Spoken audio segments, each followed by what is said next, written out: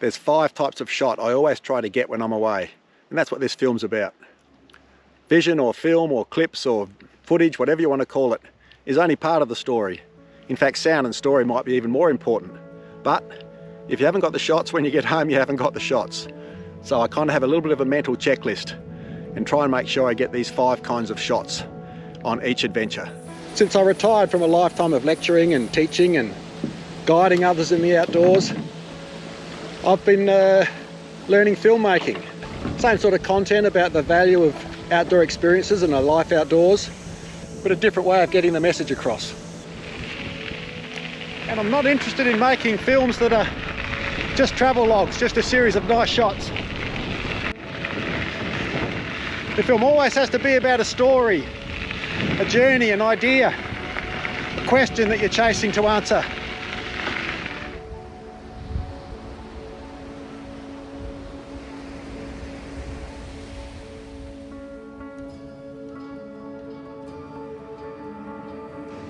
I think portraits are about 2 things. I think they're about introductions and intimacy. Audience need to know who's in the film, who's the story about. And then they need to be invited into that person's world. What challenge do they face? What are their strengths and weaknesses? And you need to get some sort of insight into their history. I know the names of every peak on the horizon and all the islands and all the little coves and points along this coastline. But it's not as important as just being here and celebrating being on the coast. That's what's really at the heart of the matter. Situation and placing a person is just as important as a headshot. It's about capturing a person in their world. Trying to get a shot that has their authentic emotion. It's all important. That sense of joy and wonder, or a sense of sadness and doubt or exhaustion. They all need to show. But just stop and listen. Even the breeze makes some music through the trees.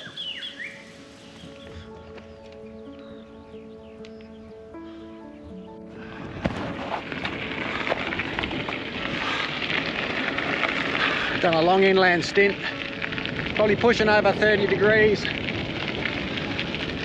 On these long gravelly roads, at least we've got a little bit of breeze.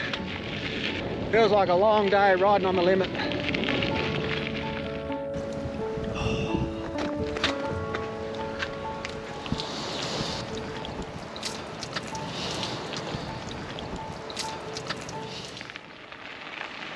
In my little films, I like to place someone in their world, doing things, before revealing who they are. It provides the context for the personality. Max is waiting for the wind to drop for dinner. He's very optimistic. Well, we're using the rock as a windbreak tonight, but at least we found a bit of flat ground. I want to show what the outdoors means to them. And I want the viewer to feel like they could just as easily step into the scene and come along for the ride or the paddle.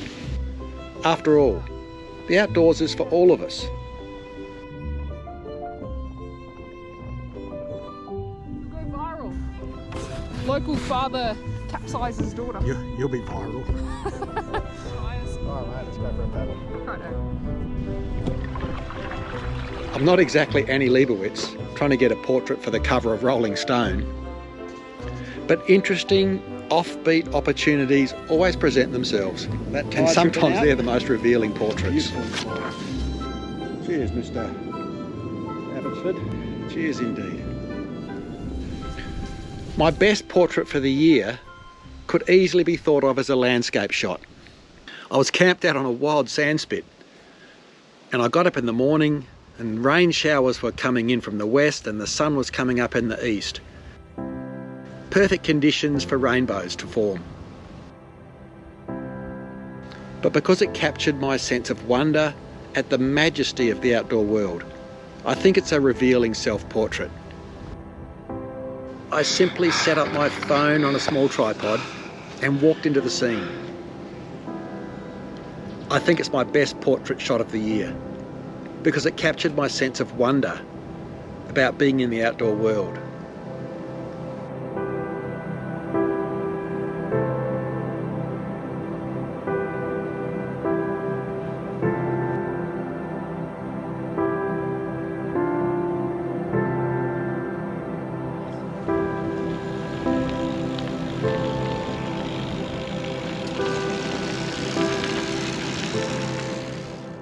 Action is the heartbeat of any adventure film.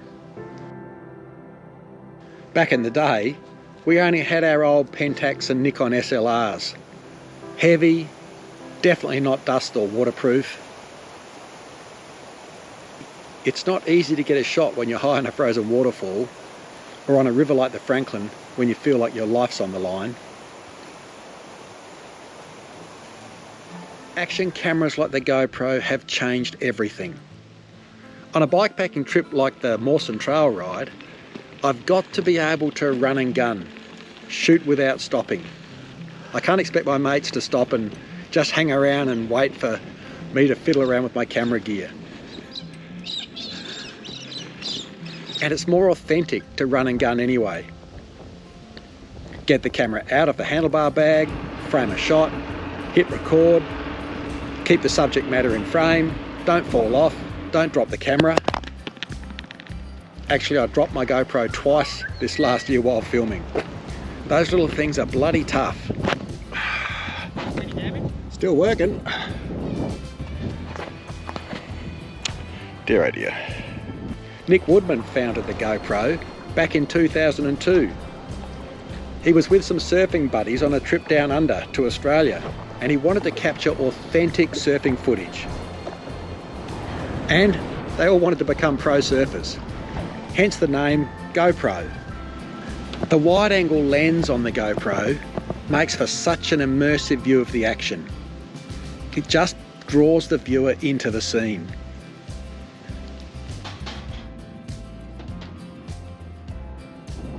If I could stop and prop to film some action, I'll reach for my iPhone. And the image stabilisation on both cameras is a game changer for action photography. On my trips, I'm there for the journey. I'm not on a film shoot. So the setup has to be easy and quick. Here he comes. Here he comes. Hey! Hey! He's onto me. I worked out pretty quickly that I needed some high quality shots of the whole activity in its environment each day. When you're on your own, that presents a real challenge.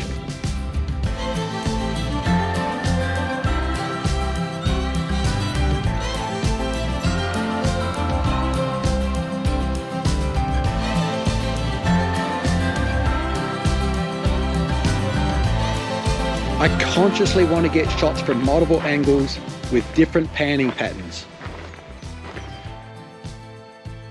And I'll try to get some experimental shots.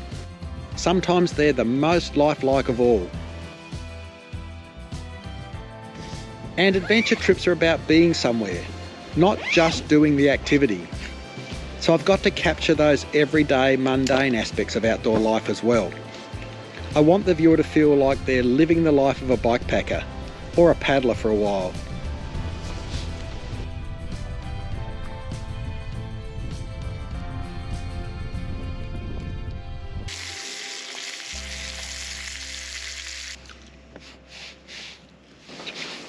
My best action shot for the year was recorded on the Mawson Trail ride. My mate Dave and I were riding along the road to Aruna Valley.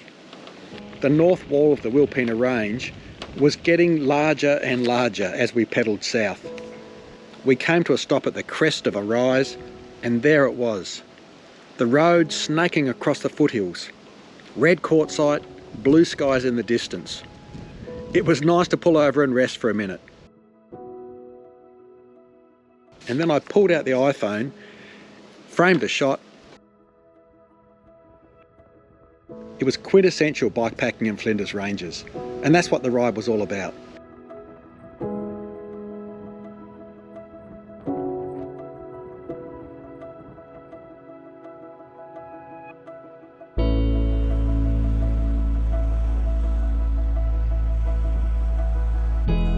The notion of what we mean by landscape is changing.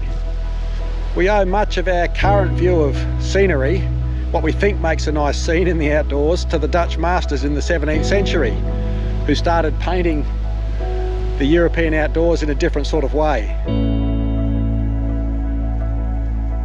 You could say they trained our mind's eye to arrange the scene in a certain kind of way. And so we like to see the horizon positioned this way, and we like light entering the picture this way. And we like to have our attention focused in a certain way.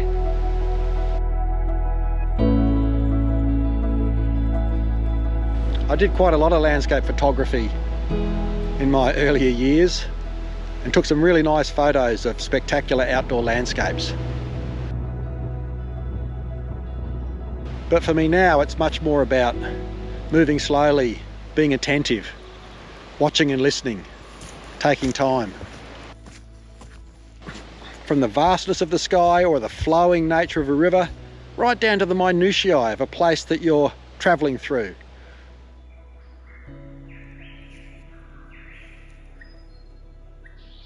The small patterns, the small ecological patterns, ecological happenings. And of course, outdoor activities are just a fantastic way to engage with landscapes. The mere act of travelling through the landscape in a canoe or on a bike or on your feet just makes you notice the world in a different sort of way. And that's what you can try and capture with your camera when you're out there.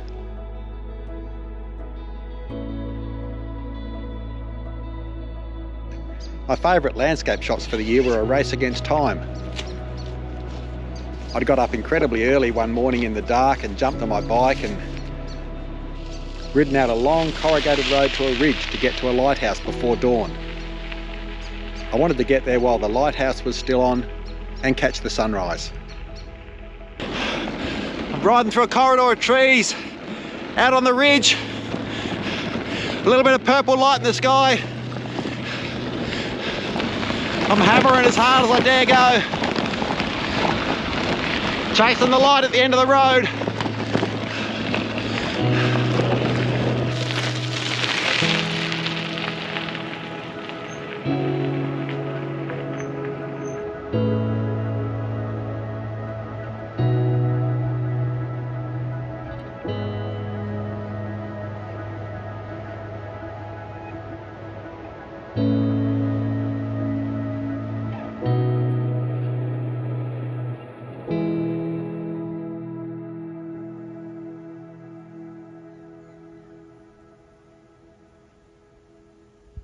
It's easy to think that scenery is just, well, scenery. But wildlife constantly reminds me that we live in and with what the philosopher David Abram called the more than human world.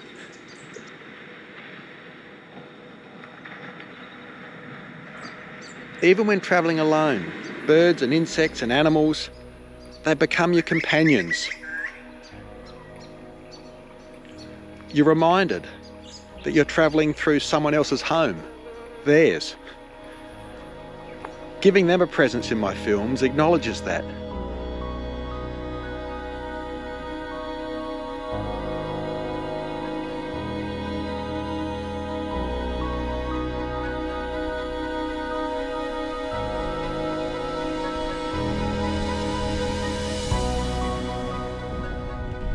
That was amazing. Never been that close to a white-billed sea eagle.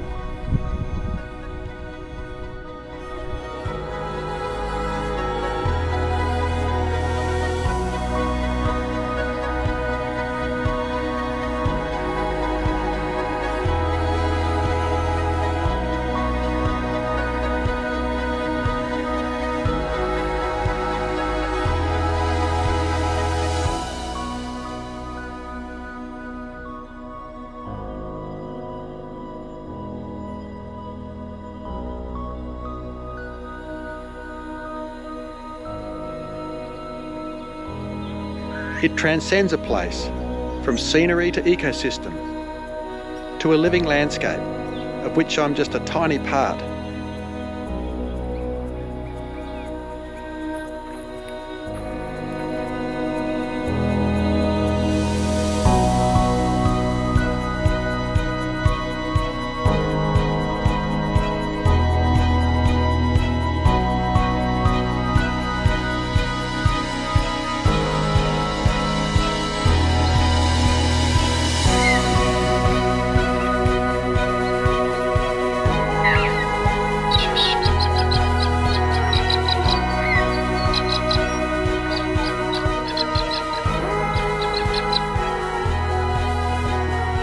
was out riding one of my home loops one day, and I paused as a black-shouldered kite was fighting its way into a headwind just as I had been. I pulled out my iPhone and got some beautiful shots of it as it hovered, looking for prey along the roadside edges. And then it swirled above me against the light. And my camera captured shards of light as the kite whirled above me and then away.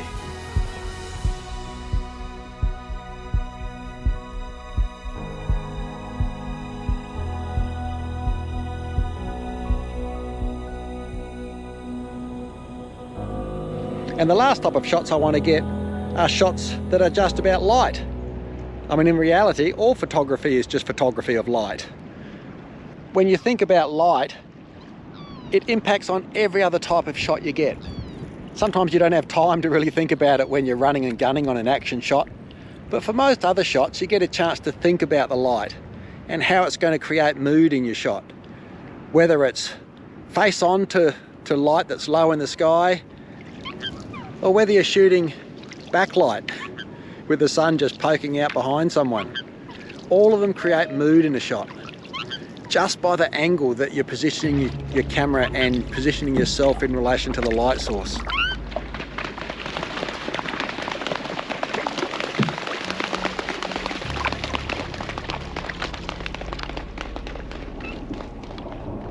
Weather and light create a whole mood around an experience.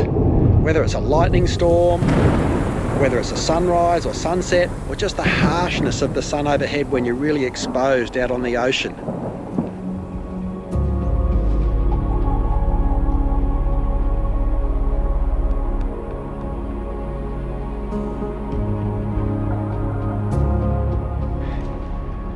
Weather's such a dynamic force in nature. Sunshine, wind, precipitation, all the elements of weather will impact on the mood of a shot or the feel of a day. Even though you're trying to capture action and landscapes and portraits, I always try to remind myself to think about light and weather.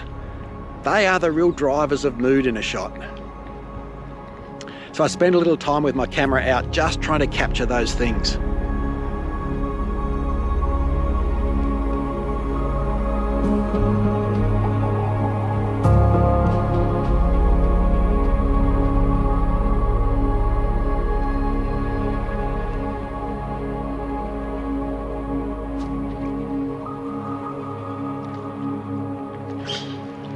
Back when I started on this filmmaking journey, my films were pretty basic. I was just learning by doing. Nice tailwind run from Wilpena down to Hawker. Should get there in time for a morning brew. Climbing that steep learning curve. I reckon I'm slowly getting better. Vision, sound and story, the three crucial elements. And having strategies like chasing the 5 shots really helps. It's been a great challenge. Another reason to chase the light. Another reason to spend time outdoors. And that's a good thing. Look at that light, Kate. Golden hour. Gorgeous. Like myself. And it's important to find and tell those stories, because stories are how we make sense of the world.